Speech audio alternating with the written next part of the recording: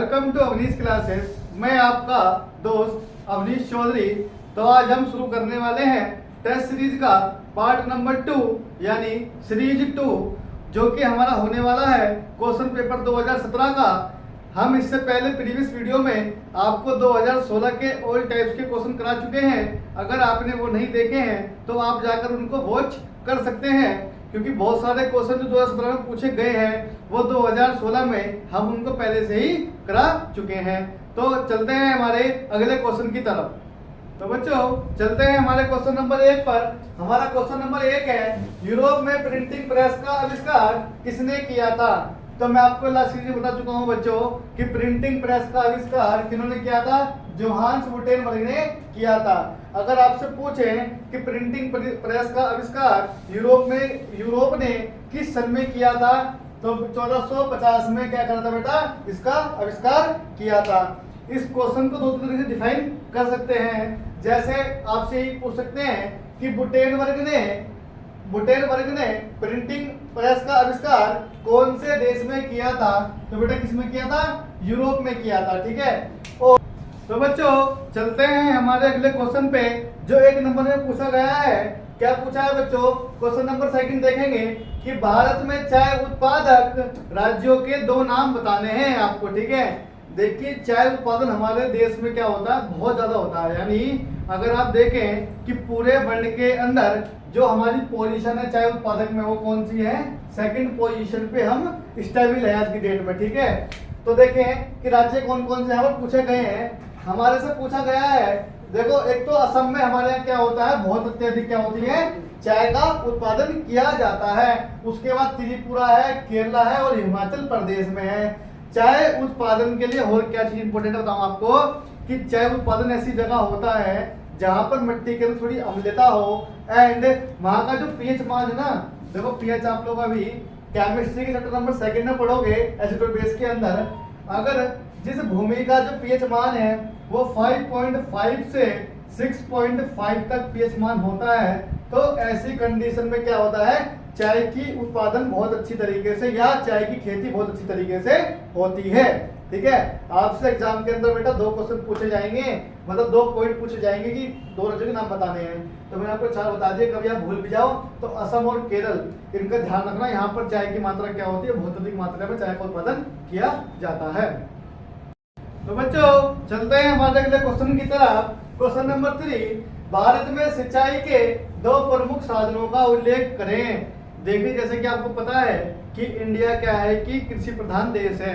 तो कृषि के लिए क्या होता है बच्चों, या फार्मिंग के लिए क्या होता है? हमारे को वाटर की नीड होती है। तो हम क्या करते हैं? वाटर कहाँ से लेते हैं? आप लोगों ने देखा होगा कि पहले इंडिया के अंदर बहुत अधिक मात्रा में कुएं या ट्यूबवेल, ठीक है, ट्यूबवेल आपने सुना होगा कि ट्यूबवेल का मतलब होता है कि गड्ढे के जमीन के अंदर गड्ढा करके बहुत गहराई के अंदर जाकर मोटर से पानी खींच के ऊपर धरती पर लाया जाता था, उसको बोलते हैं हम ट्यूबवेल। ठीक है।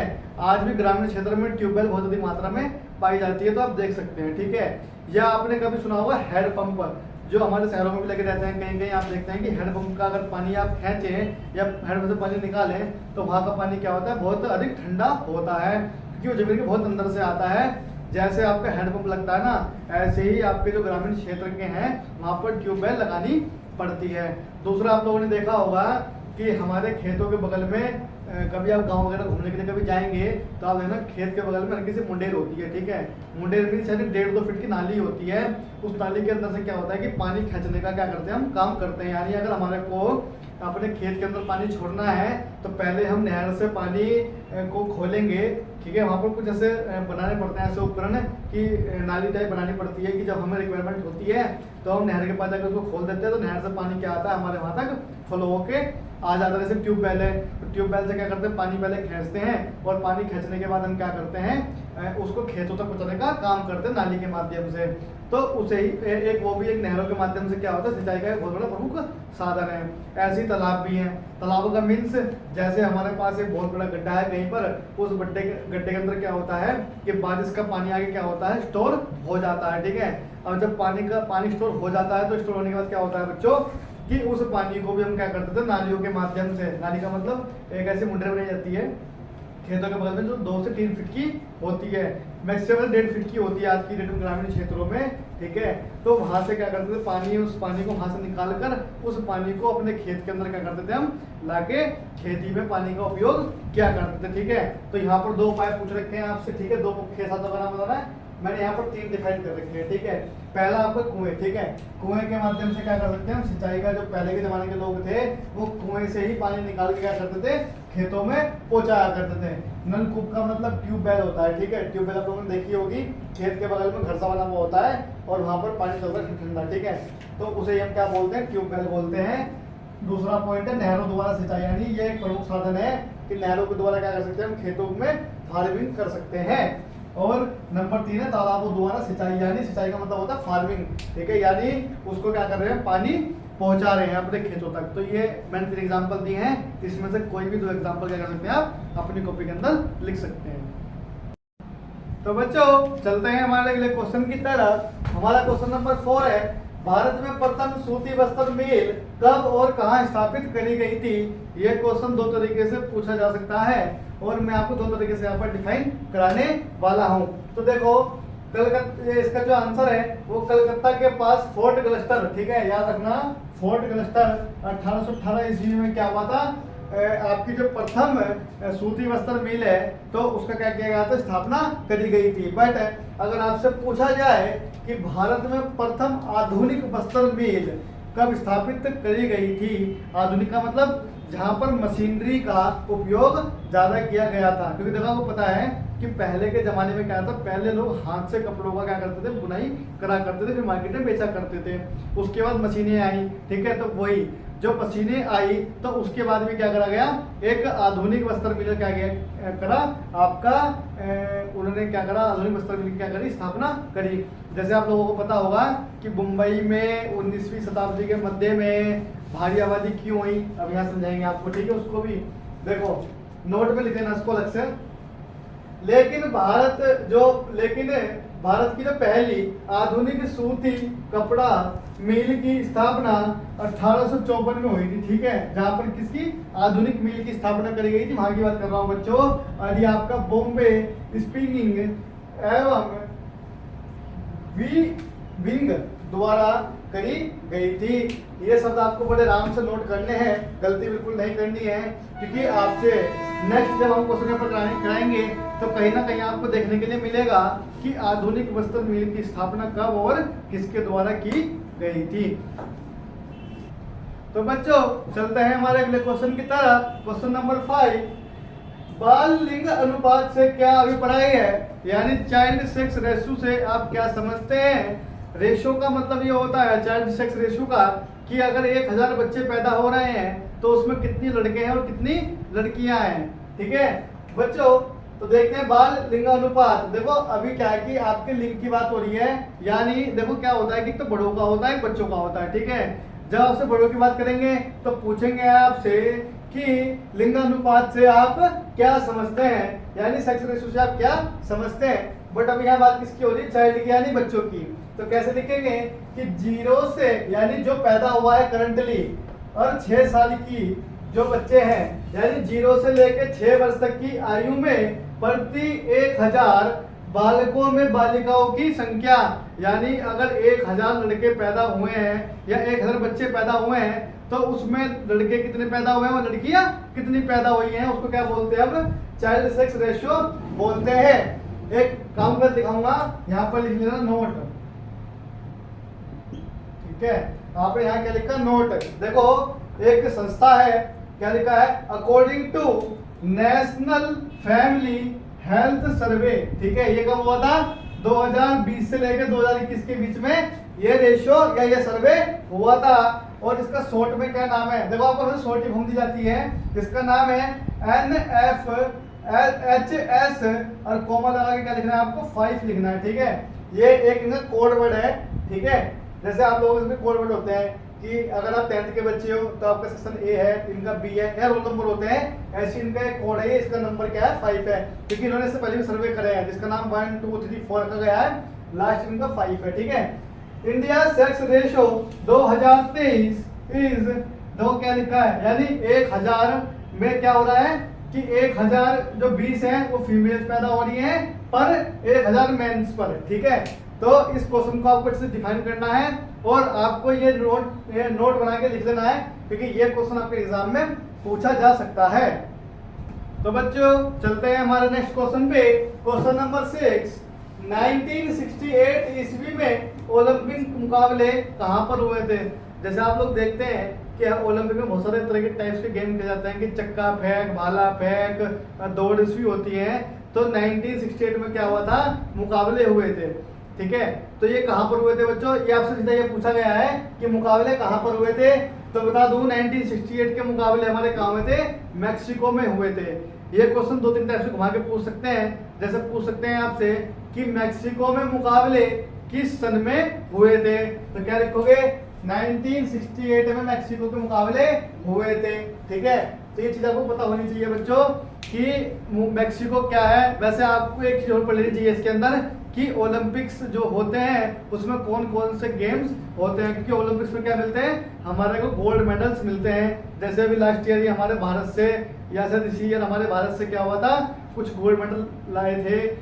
भारत के कुछ महान खिलाड़ी क्या होते हैं, गोल्ड मेडल लाए थे। वैसे हमारे भारत में गोल्ड मेडल ओलंपिक्स में आते ही रहते हैं। तो आप इस चीजों को पढ़ लेना कि मैक्सिको में हुए थे। और आपको जो नोट करना है अगला पॉइंट वो करना है आपको कि 2020 से लेके 2023 तक कौन कौन से ओलंपिक्स हुए हैं और कहां कहां पर हुए हैं, क्योंकि ये क्वेश्चन आपके एग्जाम्स में पुट अप कर सकते हैं। तो बच्चों चलते हैं हमारे अगले क्वेश्चन पे। क्वेश्चन नंबर 7, सार्वभौमिक वयस्क मताधिकार से क्या अभिप्राय है? ठीक है, देखो वयस्क मताधिकार का मतलब क्या होता है, वोट देने से होता है। जैसे आप लोगों को पता है कि पहले हमारे इंडिया के अंदर 21 वर्ष के लोगों को ही वोट देने का अधिकार था।